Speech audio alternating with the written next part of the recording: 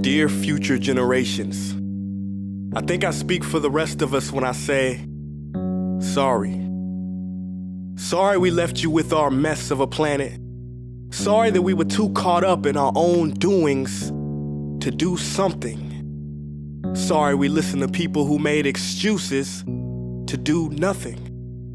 I hope you forgive us. We just didn't realize how special the earth was. Like a marriage gone wrong, we didn't know what we had until it was gone. For example, I'm guessing you probably know it as the Amazon desert, right? Well, believe it or not, it was once called the Amazon rainforest, and there were billions of trees there, all of them gorgeous, and... Oh, you don't know much about trees, do you?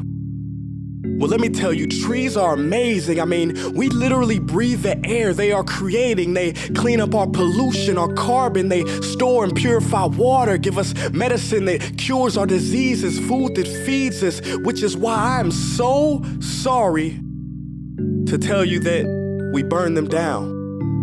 Cut them down with brutal machines, horrific, at a rate of 40 football fields every minute. That's 50% of all the trees in the world gone in the last 100 years. Why? For this. And that wouldn't make me so sad if it weren't so many pictures of leaves on it. You know, when I was a child, I read how the Native Americans had such consideration for the planet that they felt responsible for how they left the land for the next 7 generations. Which brings me great sorrow, because most of us today don't even care about tomorrow. So I'm sorry. I'm sorry that we put profit above people, greed above need, the rule of gold above the golden rule. I'm sorry we use nature as a credit card with no spending limit, overdrafting animals to extinction, stealing your chance to ever see their uniqueness or become friends with them. Sorry we poison the ocean so much that you can't even swim in them. But most of all, I'm sorry about our mindset, 'cause we had the nerve to call this destruction progress. Hey Fox News, if you don't think climate change is a threat, I dare you to interview the thousands of homeless people in Bangladesh. See, while you were in your penthouse nestled, their homes were literally washed away beneath their feet due to rising sea levels. And Sarah Palin, you said that you love the smell of fossil fuels. Well, I urge you to talk to the kids of Beijing who are forced to wear pollution masks just to go to school.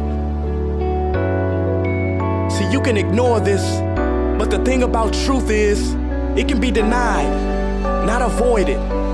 So I'm sorry, future generations. I'm sorry that our footprint became a sinkhole and not a garden. I'm sorry that we paid so much attention to ISIS and very little to how fast the ice is melting in the Arctic. I'm sorry we doomed you, and I'm sorry we couldn't find another planet in time to move to. You know what? Cut the beat. I'm not sorry. This future, I do not accept it, because an error does not become a mistake until you refuse to correct it. We can redirect this. How? Let me suggest that if a farmer sees a tree that is unhealthy, they don't look at the branches to diagnose it, they look at the root.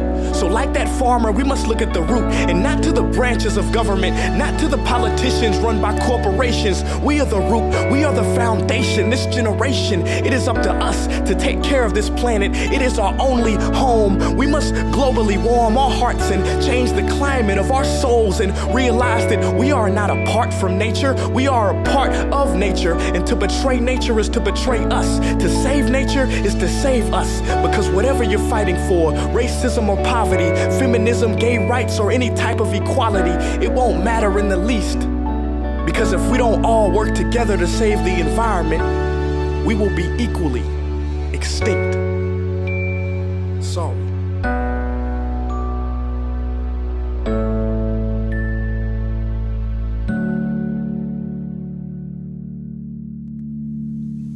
Hey guys, for the past several weeks, I've been here in Africa, the heart of Africa, witnessing the horrific destruction of the rainforest, which inspired me to write this piece. Why are forests being destroyed at such an enormous rate? For this, Today we live in a world where destroying trees makes you money. So what can we, normal people, do about it? One way to directly fight the destruction is to stand for trees. By standing for trees, not only can you save the lives of trees, help forest communities, and protect the rights of animals to live in their homes, but you will also balance the amount of pollution that you yourself give off with your everyday activities, making you a part of the solution and not the problem. This is the option that I chose. But whatever way that you choose to stand for trees, do it. Because a wise man once said, when the rivers are all dried up and the trees cut down, man will then realize that he will not be able to eat money.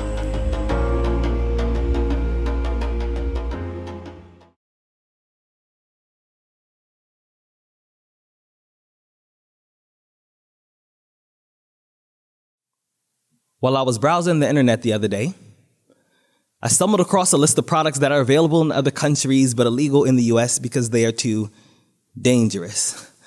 Things like puffer fish and ackee fruit. I heard the next product that will be banned are plastic straws. Plastic isn't biodegradable. Instead of recycling, people often just throw them away. They end up in landfills and in oceans. Basically, plastic straws are terrible for the environment, and personally, I believe this is all important.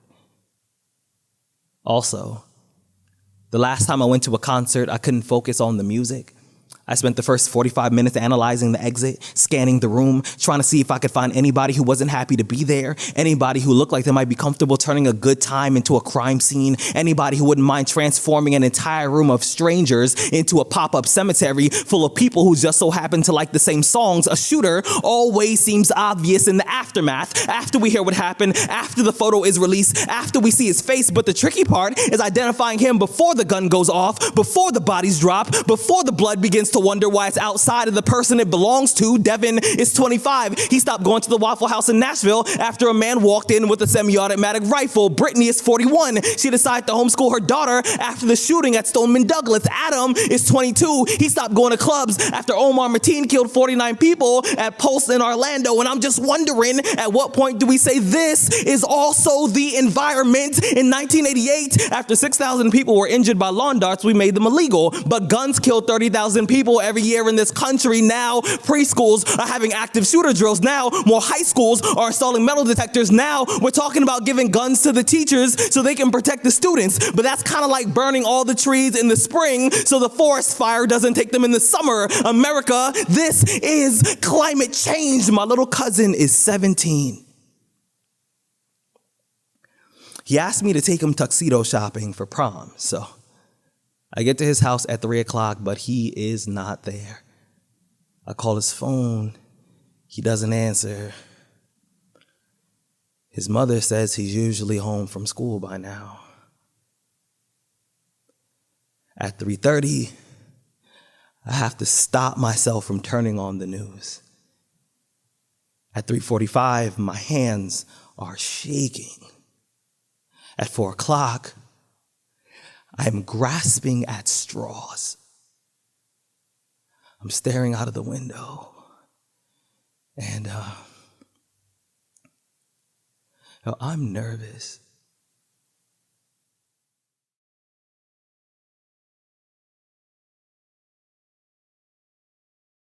This is breaking news. We begin with some breaking news about climate change. Climate change. The entire world, the planet is going to be in trouble. They call it a warning to humanity. And still many people out there cannot accept that climate change is very real. So in 30 to 60 years, we could see nations completely wiped off the map because of sea level rise. I tell my 12-year-old son, the world, when you grow up, may not look like it does right now.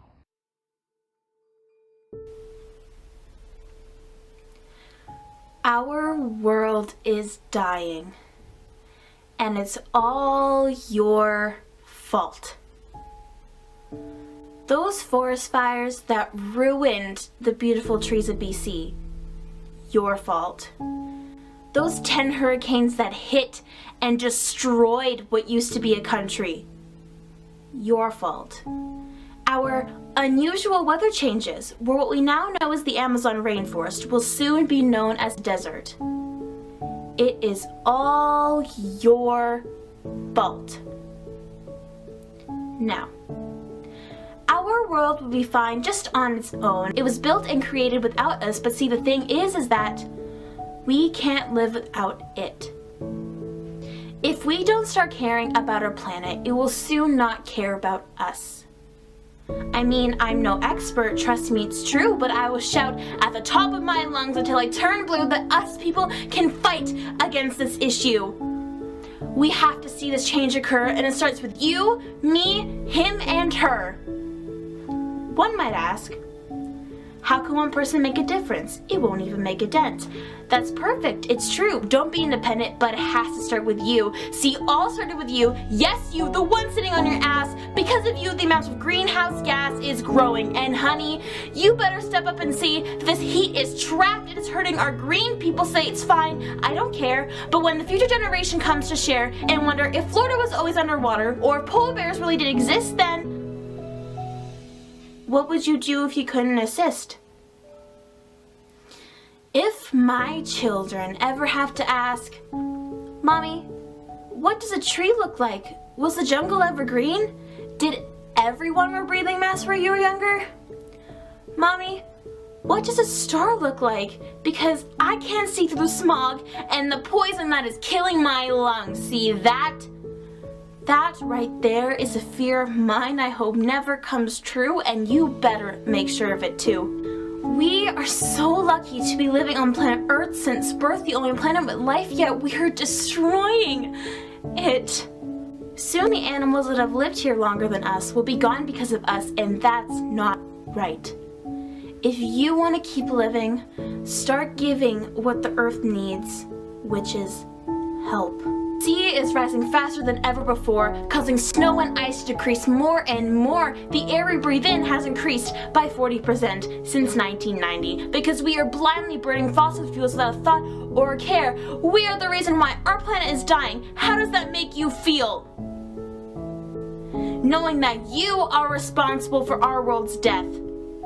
Knowing that I'm the reason why our planet is suffering makes me want to cry.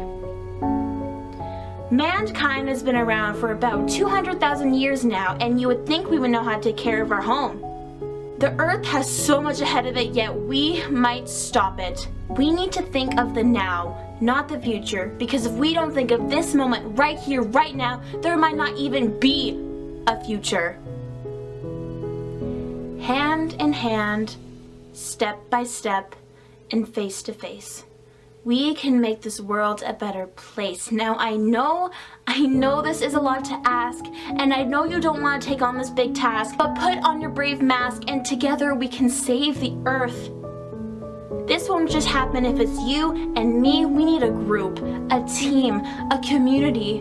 We need all of the human race to come together and make a difference. Now, are you in? Good. Because we start right now.